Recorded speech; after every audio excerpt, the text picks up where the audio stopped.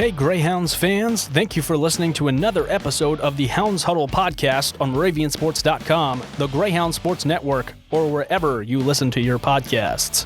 I am LJ Smith, Assistant Director of Athletic Communications here at Moravian University, and on this episode we have a repeat guest as I sat down and talked with Jesse Baumann, the Director of Cross Country and Track and Field. Jesse and I will discuss the conclusion of the indoor season, an outdoor conference championship, and hosting not 2, but 3 meets at Brightigan Track and Calvo Field this past year. So let's get this episode started and reintroduce our guest, Jesse Baumann.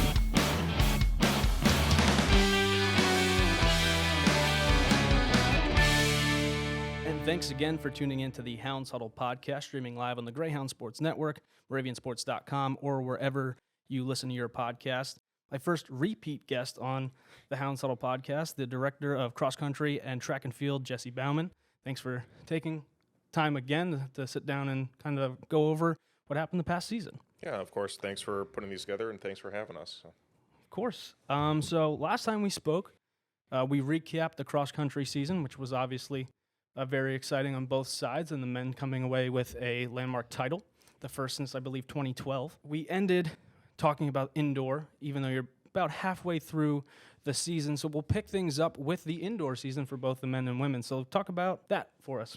Yeah, obviously when you switch from cross country to track, trying to describe the season is tough when you're nearly, well, in some cases more than doubling your roster, so you miss a lot of people that you want to highlight. But by and large, it wasn't quite what we hoped, to be quite frank. We want to get a few more people in nationals and have a little bit better showing when we got to the postseason, especially when we get to conferences. But we still had a lot of really good things. Lexi Groff was right on the cusp of getting a nationals in the high jump. Helen Davis, same thing in the 60s. Shane Mastro was getting really close in the throws. A lot of our distance runners were having some really good marks and moving on to the AARTFC meet. Crystal Robinson was having a great indoor season. Abby Giamoni was, again, putting me on the spot here, but I think among the bigger standout athletes that really popped up for us throughout the indoor season. So, again, it's hard to make sure I'm not missing everybody, but by and large, we had a lot of good things. Again, ultimately our goal is to get a few more people to nationals, but there are a lot of really big, bright spots for us as well. Absolutely. And having those standout athletes, we're not trying to single anybody out or leave anyone out in any of these cases, but you named a few with Crystal, Abby Giamoni, Raquel Ramey, that group of individuals coming up.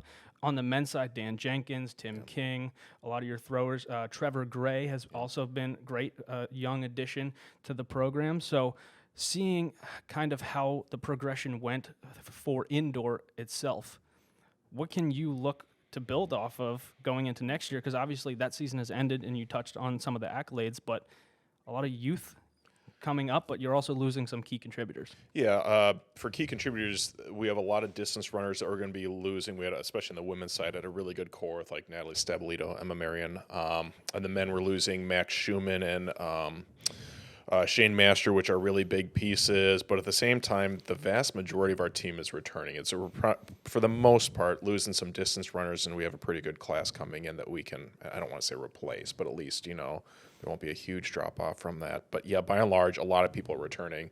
I guess I'm kind of thinking of shifting gears to outdoor when you ask this. For example, our women's 4x1, that was a tenth of a second away from nationals.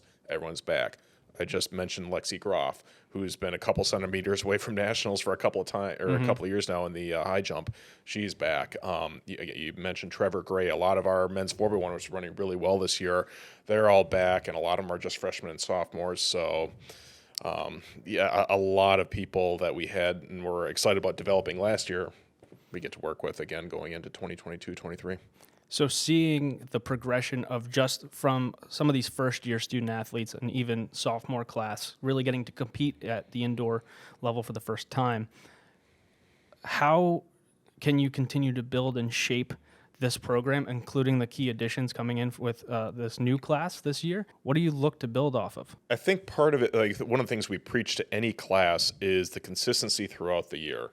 Even though compared to when they're in high school, if we're talking about incoming freshmen, they have a longer season, generally speaking, when you're in college, and it usually starts, formally at some point in the middle of October, which is longer than what they're used to. But the reality is the people that, when we get to the college level, that are taking this seriously, they're training hard from June on. So, really stressing that and what they need to, if I'm talking about the sprinters, for example, they need to be working a lot of their acceleration work, short hill bursts, some weightlifting, stuff like that in the summer, and building that culture and new leaders to continue to create that environment that they want to keep working throughout the years. So I guess building off of it, in some ways it's not building off of, you're always just trying to sustain that culture of people that understand you need to be devoted to this probably at least 48 weeks a year in whatever event group it is. Doesn't matter if it's a distance runner, thrower, whoever it is. You did have some decent accolades throughout, especially with all Metro Region honorees for the USTFCCCA.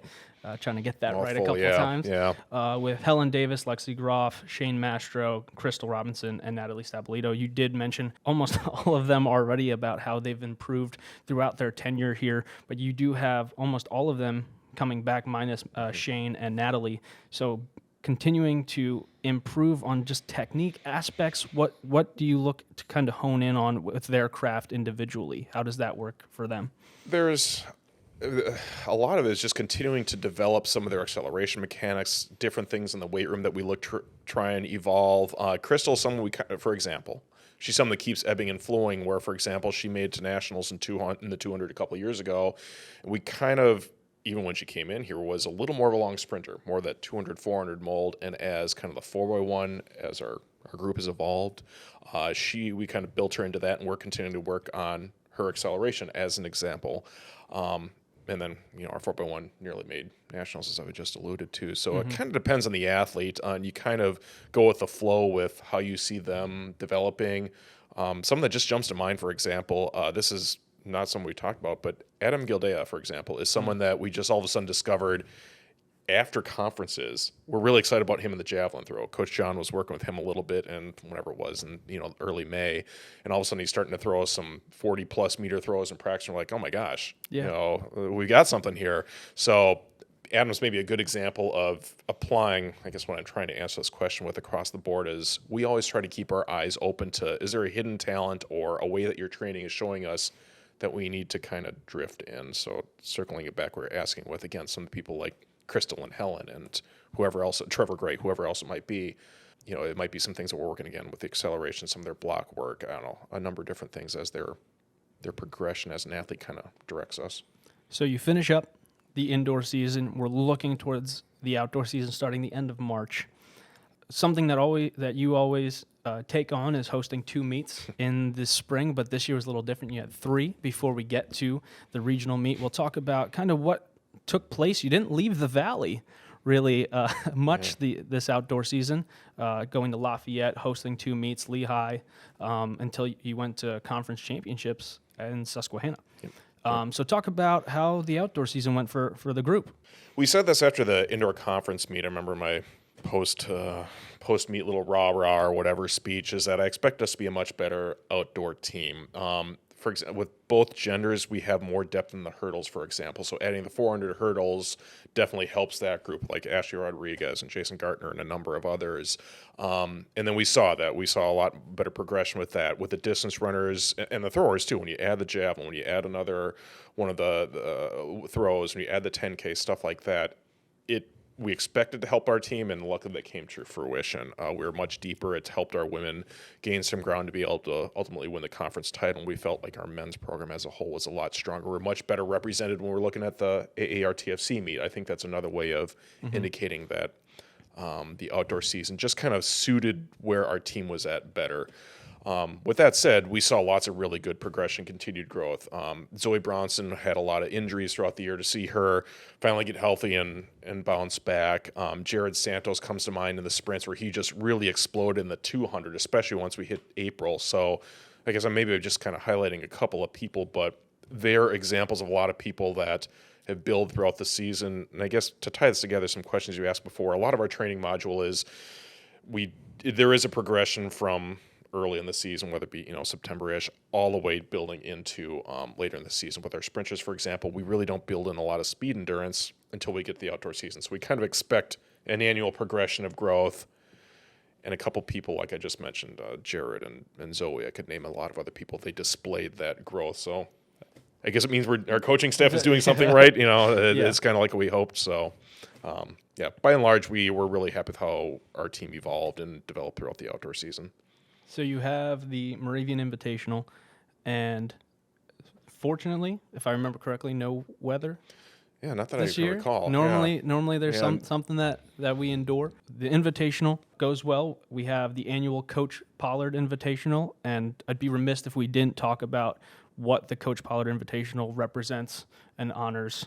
So if you could touch a little bit about that way we can give the viewers some knowledge on that. Yeah, so if it weren't for Coach Pollard, we don't have a track program here, and I'm well aware of that. I never got to meet Coach Pollard, but still, what he did for this program, what he meant for this department, and maybe even the school, how he affected so many people in a positive way. It was obvious when I got here, about a decade ago. We still have his nameplate on top of our office door for a reason. One of his favorite pictures back from when he helped with hosting cross-country nationals along with Mark Wilweber. We make sure to keep that picture in the office because we understood the impact he had on the entire program, the alumni base. The Coach Pollard invite, that's one way that we try to recognize, again, what he built here, what he started here, the culture he had here. The thing I heard from so many alums in all my time here, but certainly in the first couple of years that I became the coach, is just he was the second father figure.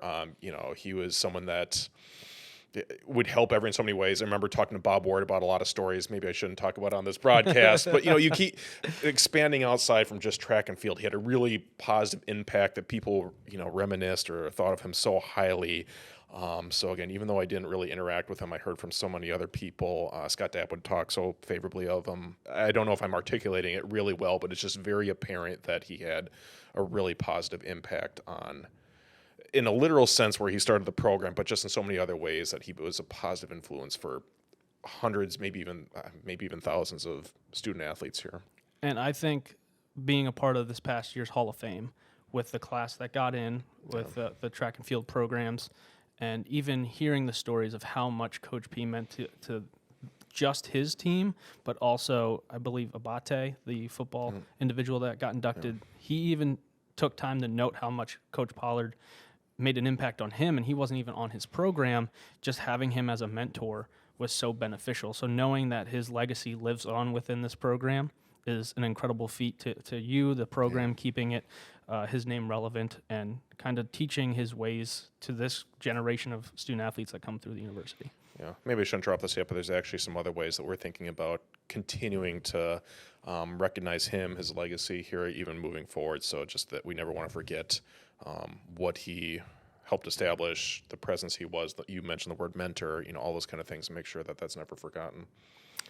Moving forward, we head to the Landmark Conference Outdoor Championships. The women's squad comes away victorious with a landmark title. Talk a little bit about what that experience was like, because it was down to the wire, for sure. Yeah, and this obviously applies you can say this with any sporting event. With a football game, there's many plays and things that can go wrong. Same thing with track. We had so many things that didn't go exactly according to script, including one of our top middle distance runners coming down with COVID, and with the return to play protocols, we just barely missed her coming back by literally about 24 hours. Yep. So you have all these other things that don't go exactly like you want. Lizzie Blasky comes to mind, where she is on the 9th hurdle and she's about 4th place in the high hurdles, and then she just tripped up her trail leg, goes down, and then she scores 0 points. There's a little error in the scoring. Long story with that. And there's so many other things that didn't go quite like you wanted. But then on the flip side, Erin Pekar, one of our freshman throwers, on her final throw, she went from, I believe she wasn't even scoring, to finishing 5th place on her very last throw. And literally that scoring differential was among the ways that we had the difference in the meet. The 4x4 is about as nip and tuck and tight as it possibly could have been.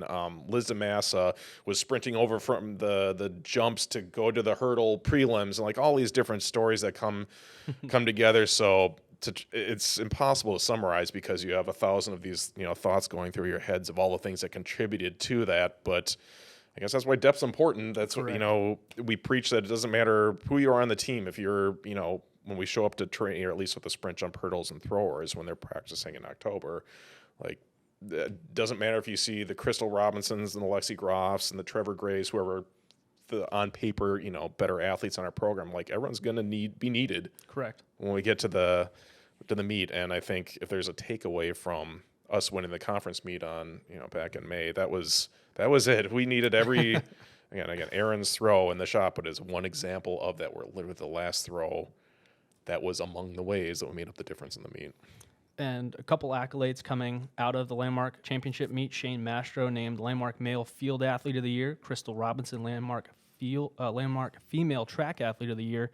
And you and your staff named the coaching staff of the year. Not that you want to talk about yourself at all, but praising the staff for everything that they've been able to accomplish with these group of student athletes. Yeah, I definitely want to recognize that here, because it takes a village. I know it's kind of a cliche, but with Rob Schaefer and Dan McSurdy and Chris Austin and Coach DeTavio and Coach Davies, the stuff that they do behind the scenes that no one sees, all but me and Coach John, they're working jobs elsewhere. Coach Schaefer is driving an hour down from Pottsville whenever he can to try and help the athletes. Coach McSurdy is working 50 some hours a week at another job before he comes to work with these athletes. So they deserve so much more credit than they get, because they are really contributing a lot of their time to help the athletes and help this program. And if it weren't for them, I don't know where we'd be. We wouldn't, we need the help that they contribute to this program. So, yeah, the coaching staff, and I try to make sure that I recognize them every time, especially when we talk to the team after conferences. Like, don't just thank and recognize the efforts and the contributions and the sacrifices they make now. Recognize it every day. There's a lot of other things they could be doing with their time, and they choose to contribute to helping this program keep clicking. Definitely noteworthy for what your staff takes out of their day to come and work with the student athletes, to give them the experience, especially some of them being alums, to give back to the programs. Definitely beneficial for them, but to see the program still be successful throughout the years is definitely something. So thank you to the staff as well from us for growing, succeeding, and everything that contributes to this program. Now let's move to the All-Atlantic Region Track and Field Championships that we were able to host this past year. I think we were on schedule to host it in a previous year, but with all kinds of conditions, it's moved to this past season. Talk a little bit about that, because it was a very large taking to host a regional meet with as many institutions represented on campus. To live stream a track meet at Rocco Calvo and Brightingham Track was definitely very exciting from my standpoint, being able to give that experience. But talk a little bit about how that was hosting. Well, since you said the live streaming, might as well thank you guys at this point, because I think we have like 5,000 We had over 5,000 unique views. Yeah, yes. So that's really cool to see that. It's obviously a big event that stretches from upstate New York to New Jersey to most of Pennsylvania, including like Carnegie Mellon, for example, is out of Pittsburgh. They're viewing here, so facilitating that with the live stream was so helpful for obviously families and that couldn't quite make it. But yeah, the whole event, it's an ordeal, no doubt. There's so much planning that you don't realize that goes on, from making sure, like Coach John and I were working with our police department or with campus safety in February, planning out how we're going to map out where the buses go, where we're putting parking for spectators. I was working with facilities, and my goodness, they deserve so much credit too for what they contribute to trying to help up the meet or keep the meet up. For example, I was setting up on, I think it was the first morning, and I asked them to kind of help set up the award stand with me. And out of the blue, they bring in their cart and trailer with all these flowers that came out of the blue that I never expected them to buy. So like, there's little subtleties like that other people contribute to help make this go. That goes into planning it. The whole athletic department. Bryn and Mary Beth and Rebecca helping to get the whole staff involved to help with raking the pits for long jump, to delivering food. Like, there's so many moving pieces that people don't see. So, and on top of that, you have to coach. Yeah, and truth be told, when it comes to this meet, and I warned the athletes about this, I was managing a meet. There wasn't much coaching going on because there's just a ton of things going on, making sure the restrooms are in good order, to whatever it is.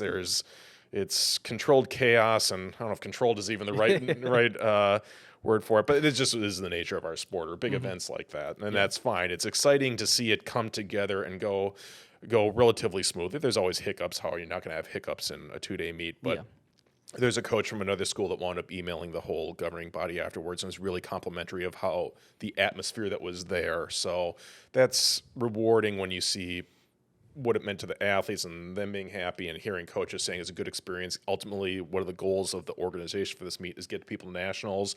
We got a lot of people to NCAAs because of this meet. So yeah, it's in the moment, it's stressful, and the planning going up to it is definitely stressful. But when you can see that everything that everyone contributed, not just the track coaches, but what our athletic department did, what facilities did, what you guys did, to see it pay off with a good experience for the 57, I think it is, schools that are all coming here.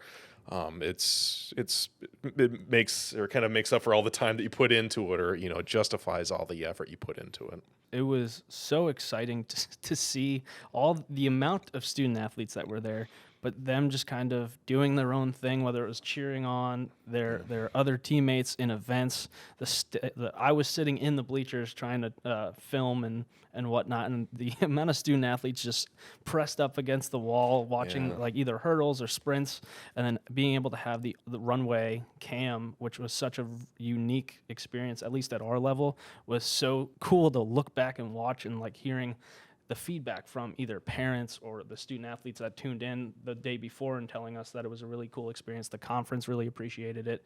So all those little things, just from my perspective, made it that much more unique. I think we set the bar pretty high if we're going to try to do this throughout the year. But I don't know if I'm really eager to do it again, but it was still, again, like, it was cool to be able to pull out. And there's things that went wrong. You're just talking about the fans. I was actually talking with the organizing body. So, for example, we were pretty liberal with letting people on the infield, for example. And sometimes it became an issue with viewing. And, like, you need a space to warm up because we don't have tons and tons of space to warm up. So we kind of need to allow the infield for that. But it kind of turned into a little more mob mentality. It's tough to see some of the finish line, stuff like that.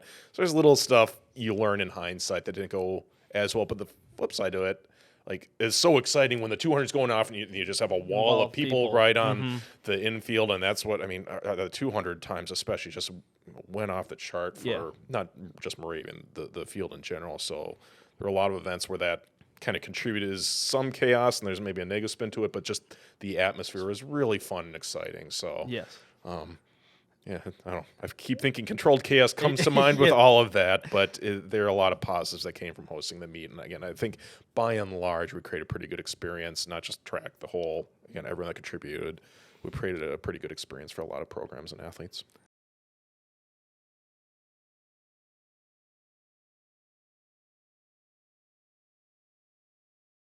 What can you do with Business Phone from Penn Teledata? Make a conference call from the coffee shop. Or connect from the back 9. With unlimited phone services, 24-hour support, and mobile synergy, our cloud-based technology makes it easy to do business from anywhere. And we do mean anywhere. No more being stuck in the office. Which is great for everyone, I think. Add cloud-based business phone service from Penn Teledata.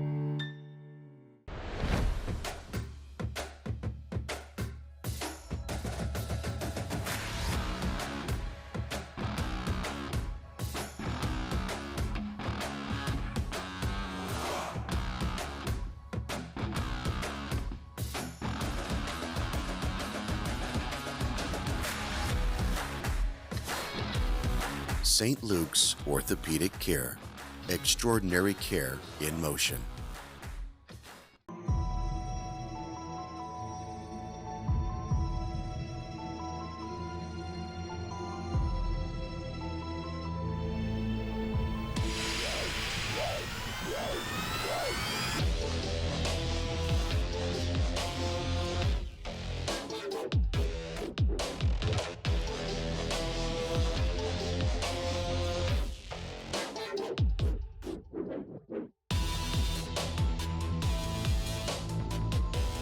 Historic Hotel Bethlehem is perfect for any stay. The finely appointed rooms and suites are complemented by excellent dining choices featuring Chef Michael Adams, the tap room for drinks and casual fare, or an upscale dining experience with a view at 1741 on the terrace. For business meetings, visit our Executive Conference Center, stop by our women's boutique for a selection of fashion and jewelry, or grab a cone at our Hotel B ice cream parlor. Historic Hotel Bethlehem is where our history will make the memory of your stay last a lifetime.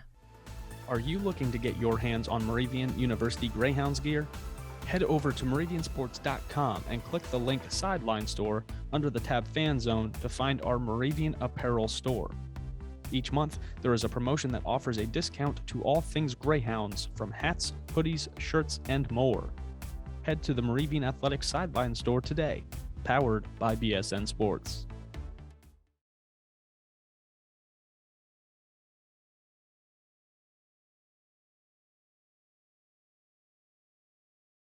Speaking of getting a lot of individuals to nationals, we were able to send one to nationals and Shane Mastro. So talk about his first experience going to nationals.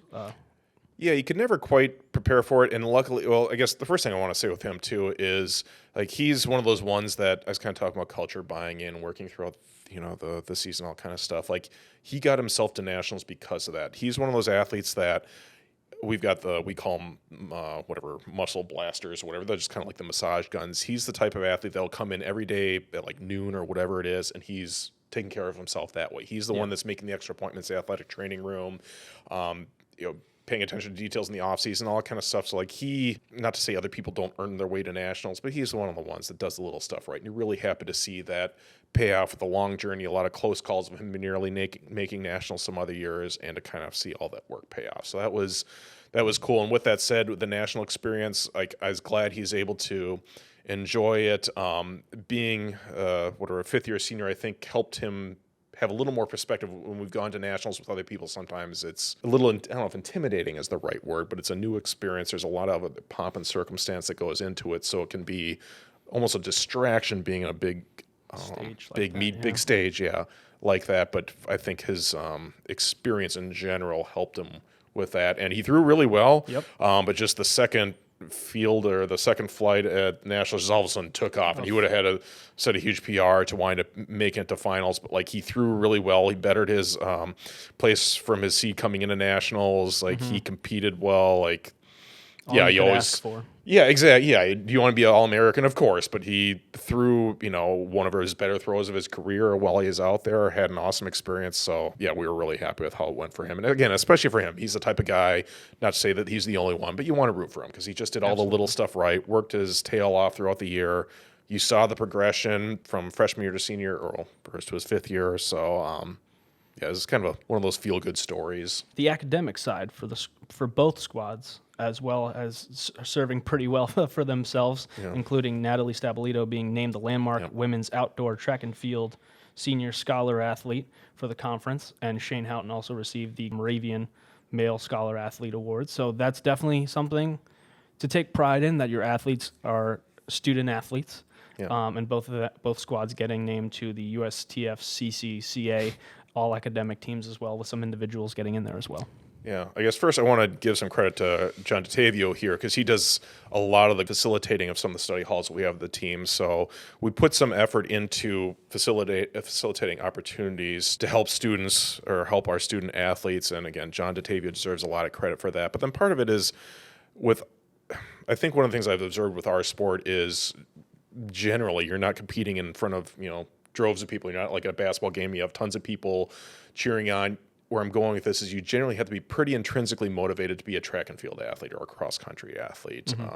You're not, again, sprinting down the sidelines in front of 5,000 people cheering you on. No, you got to put in grunt work that no one else sees in January or June to be really good. And that mentality to be successful in the sport generally also applies to academics, You don't have a cheering squad studying for your chemistry exam either, So correct, yeah. The attributes that make you a strong athlete in this sport very often correlate with the things that make you a strong student. So I think it's kind of built into our sport, not that it isn't with others, but with our sport, I think being a strong, devoted student athlete is built into it. But again, it does take some effort. Again, I need to give John DeTavio a lot of credit for the work he puts into helping some of the science behind the scenes work. But we're blessed to have some good people too. You mentioned, I haven't even talked about Natalie and Shane. They were obviously made nationals in cross country this year. Awesome people.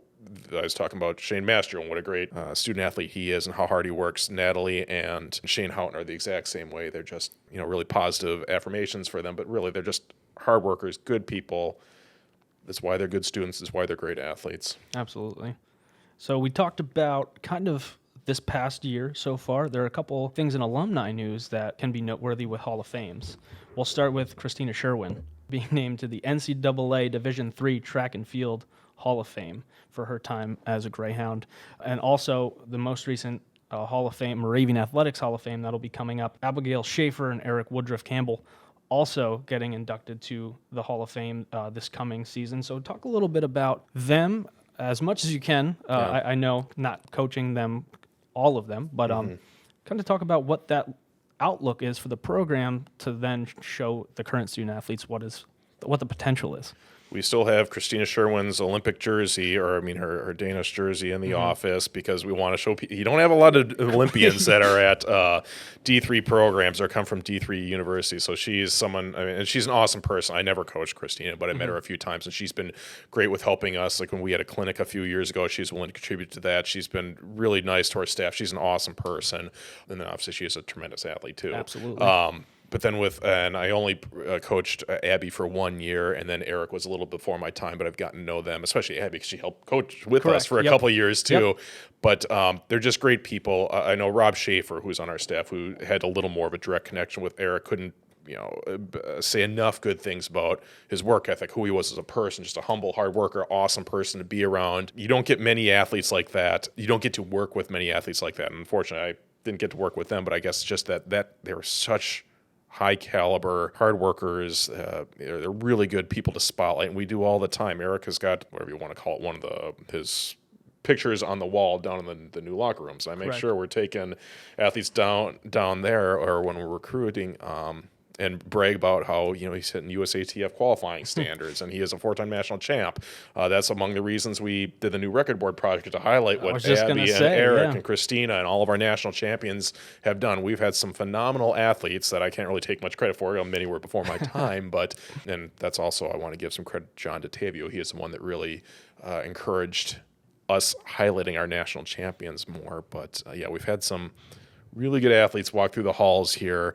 I guess maybe that goes back to giving Coach Pollard some credit too. He had a lot to do with them too. But we make sure that we highlight them as much as we can in recruiting. And we're really happy to have them coming back for the Hall of Fame, whatever it is, a couple of months here. And Friday, October 7th. Get a little plug in Johnston there. Yeah, good. Hall, little Hall of Fame plug for the class of 2022. So. Yeah, and hopefully we'll have more coming up. We've had some other national champs we're hoping will be in the Hall of Fame at some point moving forward, and not just national champions. Have been blessed with a lot of good athletes over the year. Absolutely. Including ones we've talked about previously in this podcast. It's incredible to see the culture that has been sustained, and that you've been able to fulfill conference champions, individual champions, and just continuing to bring in quality student athletes that benefit the program, but also see them grow into wonderful individuals. Yeah. So that's the one thing taking away as a coach, and what I've learned from talking to a lot of the coaches in the department is it's not always about the wins and losses, even though those do come with the nature of athletics, but seeing and being able to build relationships with the student athletes during their time here that extend past their time at Moravian. So what has that been like for you, just kind of reflecting back on your time, because you've been here for over a decade now, so you've seen how things have changed and you've been able to build relationships. What's that been like for you? Yeah, it's I guess maybe just in general, the alumni connection. I don't know if I'm spinning off in the way you thought with this question, but that's something that when I came here, whatever, in 2011 or whenever I got here, that I wanted to at least be an initiative, or at least one of the things I want to try and build off of, because I think we've had a lot of great alums, a lot of great people. I was actually just driving out to Wisconsin to visit family a couple of weeks ago, and I was visiting with Pat Egan, one of our alums out in Cleveland, for example. So it's nice to have a place to stay. So I guess one of the tangible benefits or something like that. But no, I was literally just texting a couple of alums before we did this broadcast about the cross-country alumni event we have coming up. We talked about Coach P and how we encourage alums to come back to that. So I like to try and engage the alums, because, I don't know, I knew what it was like being an alum. It's a place that you spend a lot of time at, and you took a lot of pride in, and you still reminisce with some of your teammates from decades ago, sometimes about what could have been, the wins, the losses, all that kind of stuff. But I've always enjoyed engaging with the alums and hearing the old stories about Coach Pollard or Mark Will Weber or whatever the case might be. The fun times at nationals, or sometimes the times they're just goofing around in the minutia of what it's like being on the team. Just the random practices that don't show up on whatever in a web page, but just you have fond memories from. So I don't think I'm answering this question really No, coherently, but that's- it's just, I think in general, having a good connection with the alums, there are a lot of really fun things and beneficial things that come from having that rapport and that relationship. I mean, being an alum of Moravian myself, not a student athlete, but knowing the connections I've been able to build with student athletes because of being around the programs and being able to cover so many different programs, seeing the ups and downs. And it's not always about the wins and losses because those connections just, I think of Alec Duncan being an alum of the program and being very good friends with him. Yes, the meets were great, but it's the bus rides, it's the practices where they're challenging each other and who pushed who to get better. All those memories aren't necessarily just about one meet or like one individual experience. It's culmination of how everything came together and why they ultimately chose Moravian. Yeah. So being able to have that experience and choosing Moravian, now that means so much more to them than just maybe a record or not getting a record. It's that whole experience. Yeah, again, you kind of said we can all relate to that as alums. It's, of course, I remember some of the wins-loss type stuff, but simple bus rides, and not that it's just the bus rides, whatever it is, a practice we'd have, a tradition we'd have. That's why we, like John and I and our staff, we try and build in little things too. Or we've had a tradition we've done in the last couple of years. Tim King actually had a lot to do with helping to facilitate this. We do this inter-squad heptathlon meet, and everyone has to do a different event of what they usually can compete in. The whole goal is kind of touching on what you talked about. I'm not saying it's an all-inclusive. It covers everything you want to establish with having a memorable experience, but it's one of the little things where we try and have some fun experiences, get them to engage and, get to remember their time or, create bonds with the team that aren't just, did you win when we went to the Landmark Championships or something like that? Try and create a more enriching experience. So not to say that we are always perfect in that, but at least it is a thought process that we try and always incorporate into what we're doing here. So as we get close to wrapping up the episode here, we're getting closer to the fall, and cross-country season is upon us. You already talked about now switching that mindset from track to back to cross-country, obviously overlap and whatnot. What do we have to look forward to for this upcoming season? Because you're coming off of a men's championship, very positive finish for the women's squad in cross-country. We're not hosting a Landmark Conference Nope, not meet this year. So what do we have to look forward to, Coach? With the men, we returned pretty much everyone that we had that helped win the conference meet last year. So we have pretty high expectations. That said, the conference is strong. The region didn't get any easier. TC&J, Rowan, a few other schools in our region had some really good springs. So if we're talking about the men, it's not going to get any easier, but the guys are working. They're very, very, very driven and motivated. So there's no guarantees, but I think we can be really successful and build on what we had last year. A lot of youth in that program. A lot as of well. youth, and quite frankly, we've been talking a lot throughout the entire year about our objective is to get a team to nationals. I'm not going to say that it's sitting out there in a silver platter. It's really easy to obtain, but we should be in the mix when we get there in November for our men's program. We have a couple of really good freshmen coming in too that I'm really excited about. Brian Kirchner, Jackson Gaffney. We just picked up Joey Allegro. They are people that can contribute pretty early on too. So we've got some exciting young pieces to fold into this as well. And the other thing is you always see some sophomore jumps. You talk about any sport, NFL, it doesn't matter what it is, that second year jump. So there's some people like Jeffrey Kleinberg is someone I'm really intrigued by. For example, he really took off in the 400 this year. He's been training his tail off. I think he's going to adapt to the 8K a lot better. Obviously, Owen Nafe he really exploded as we got more through the end of the year. Nate Hadgel. There's a lot of people, I'm not naming all, but I think we'll have some pretty good progressions with that. And with the women, we lost a couple of really key seniors. Marion, Santina Burak, obviously Natalie Stabolito, who went to nationals. So that's never easy to overcome. But Amber Panictra really started to take off at the end of the track season. We saw Rachel Goodman really start to take off in the steeplechase, some positive signs. And then I'm really, really, really excited about our incoming freshman class.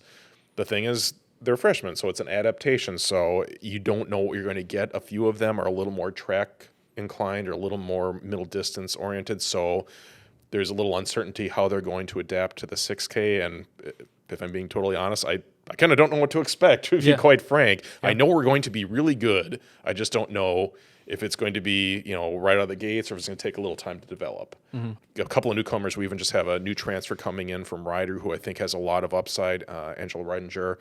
There's a lot of interesting pieces that they're new. We have 8 newcomers, so you don't know exactly what to expect. We'll we'll be good. I just don't know exactly when it's going to all come together the way you envision or we envision. Well, and I don't know if the word normal is the word, but hopefully a normal preseason to kind of get into the swing of things. So how exciting is that, just to have the incoming classes you do, the team that's coming back, but a relatively normal preseason? Yeah, I think that stuff sometimes, I don't know, you almost take for granted or something like that, where, we can just meet, we can practice like we have in the past. Yeah, it's just all the stuff that the restrictions that there's so much adaptation, and now it feels like for the most part, we're back to pre-pandemic, so we can just train. And I mean, there are times, and I know this happened with other high schools, for example, you had to be like little training pods where you had to train separately. And one of the benefits to our sport is you want to have a big cluster of people that are pushing you in workouts and in long runs and stuff like that. So just not having to worry about any of that kind of stuff is, sometimes you almost take for granted, you do take for granted what it was like and the benefits of it. And now it seems like we're more or less to a place where we're past that. Not that I'm complaining. I understand, of course, why we went through the protocols and restrictions. So I don't mean to sound, whatever, like I'm complaining about that. But it's nice to be past some of those restrictions too. It makes a lot of logistics easier. Well, Jesse, thank you for spending time with me again, sitting down for this episode of the Hounds Huddle podcast.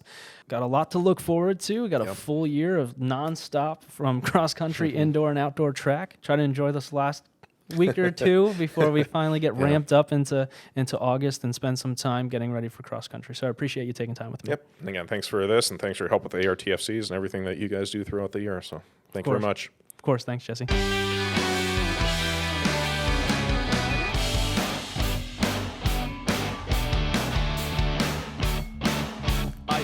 Enjoy sitting down and talking with Jesse Baumann, the director of cross country and track and field.